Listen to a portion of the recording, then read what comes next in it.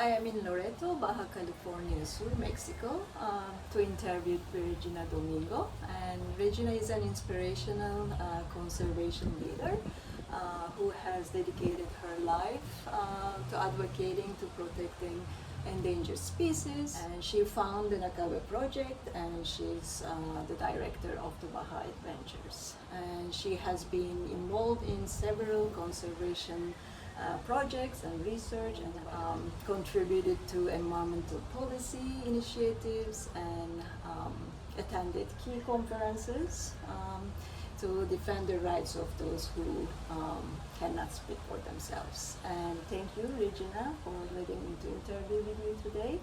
And I know that she's very busy, and thank you so much. You're welcome. Now, please tell us who is Regina Domingo.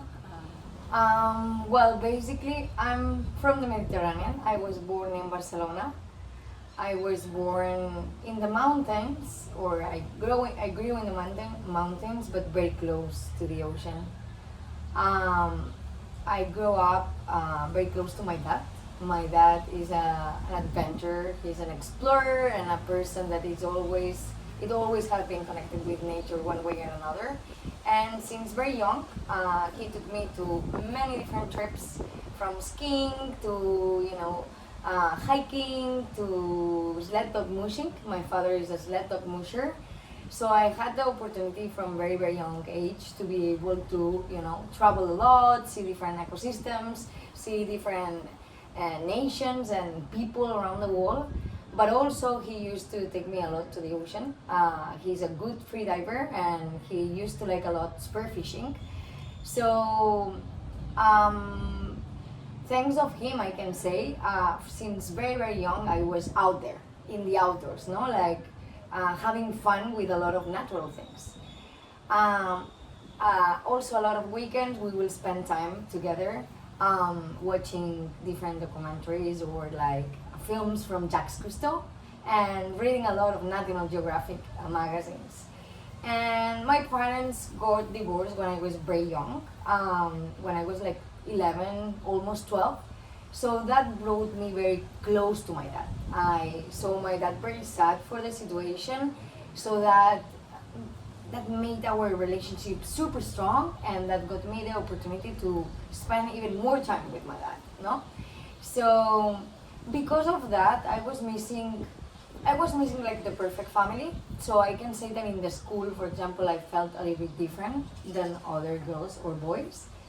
But at the same time, I had an incredible big family of animals at home, which I'm very grateful for. I had 100 dogs, sled dogs, and I had chickens, and I had horses, and I had my beautiful grandmother that was a very lovely, sensitive human.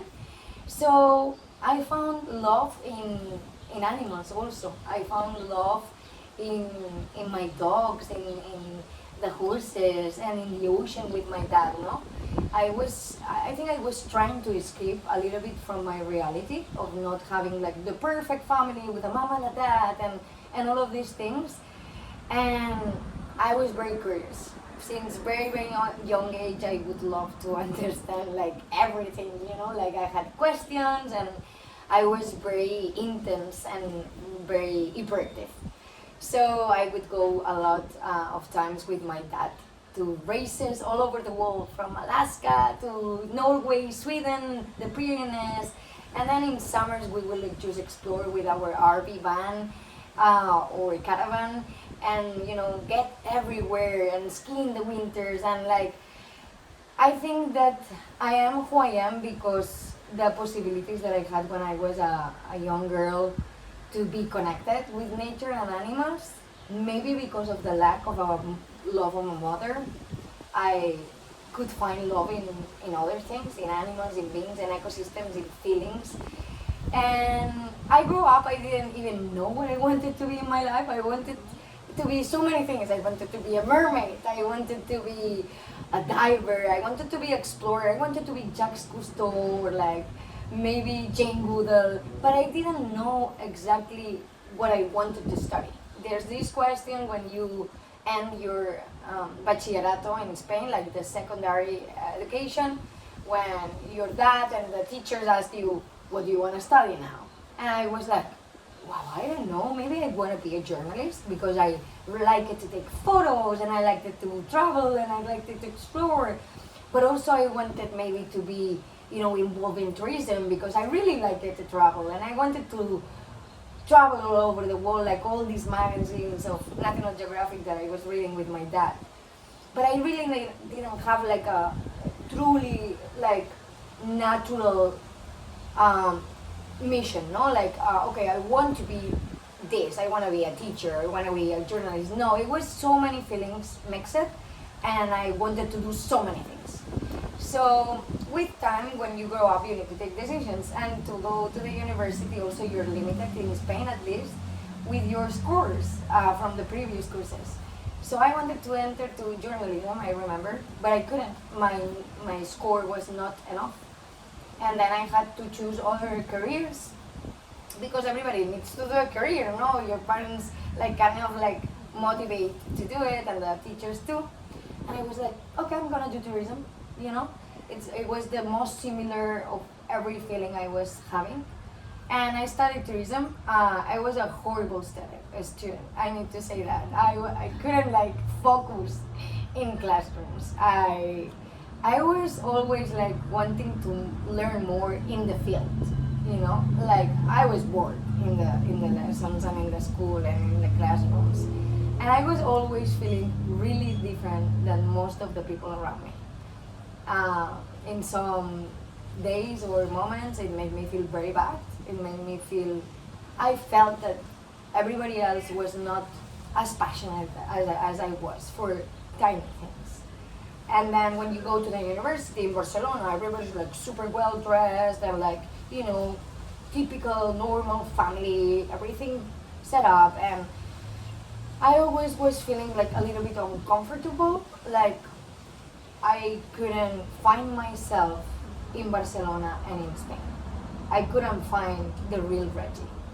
One day, when I was already more grown, I watched a documentary. I was already involved in volunteering for a rescue center of dolphins and turtles.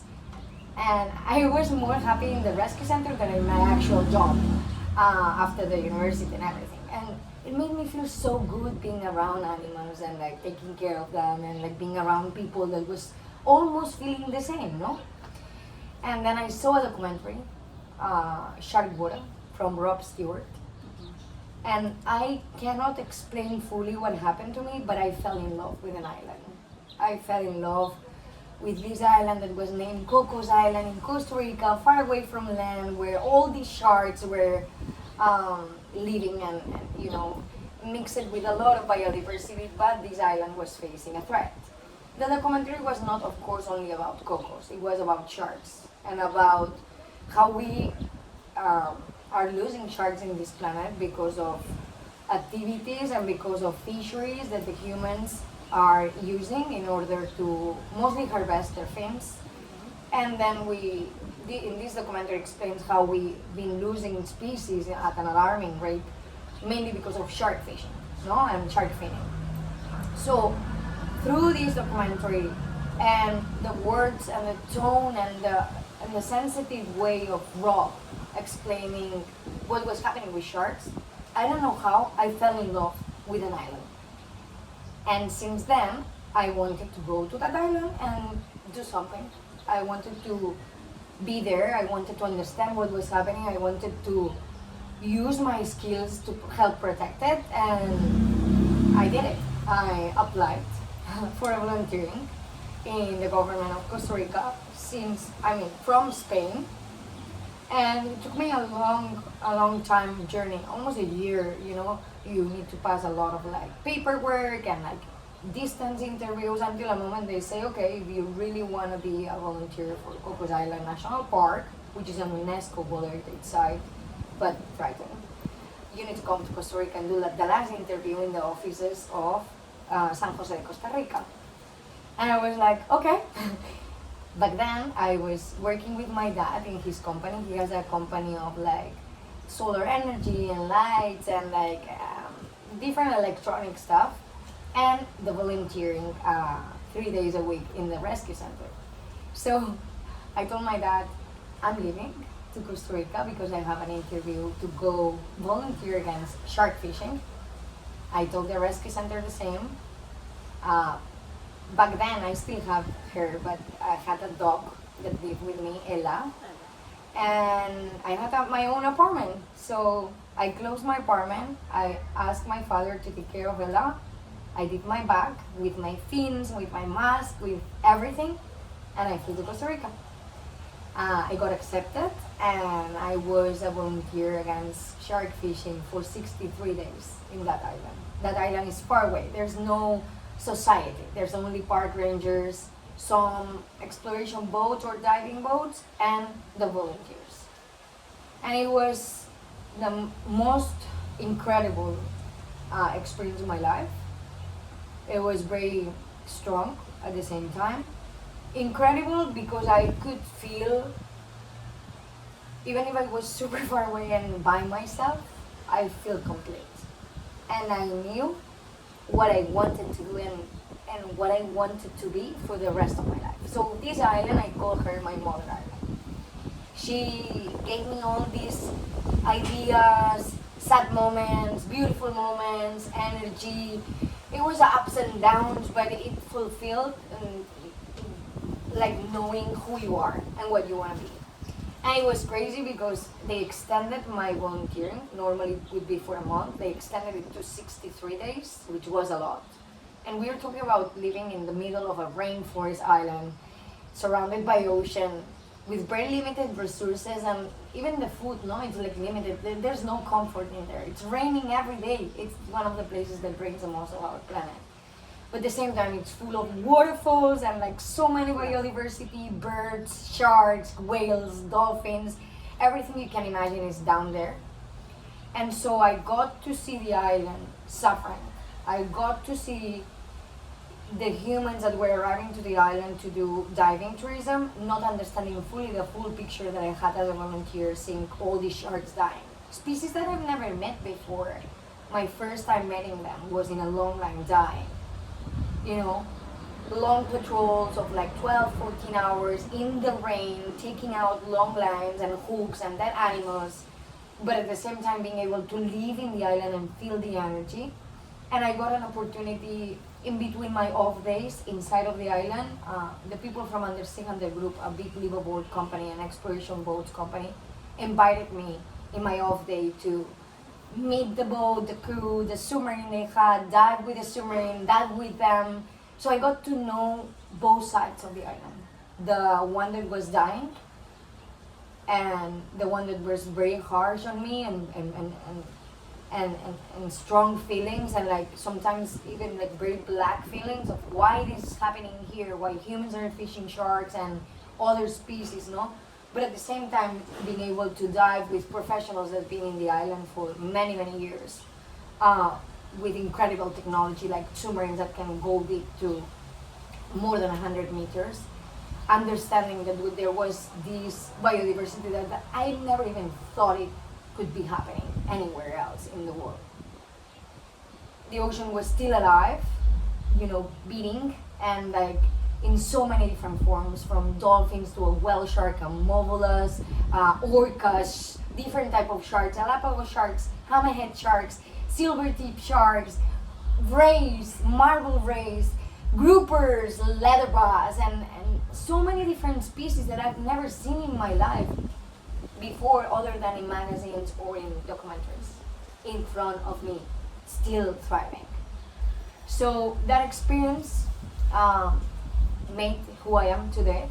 I had the worst and the best experience of my life, and I also had an island mother telling me, you need to do something about it. And I believe in her. I knew that my experience was different than a lot of people, and that from that moment I had a new voice, like a mermaid, you know, that haven't had a voice for many years, new experiences, ideas, and that I wanted to do something about it. So that, I think that is what describes Regina Domingo. Maybe a crazy, you know, life of like not having fear of trying things also, and probably the lack of love of a mother. So you're self-finding love out there. So thank you to all the species in the Cocos Island to inspire you. Exactly.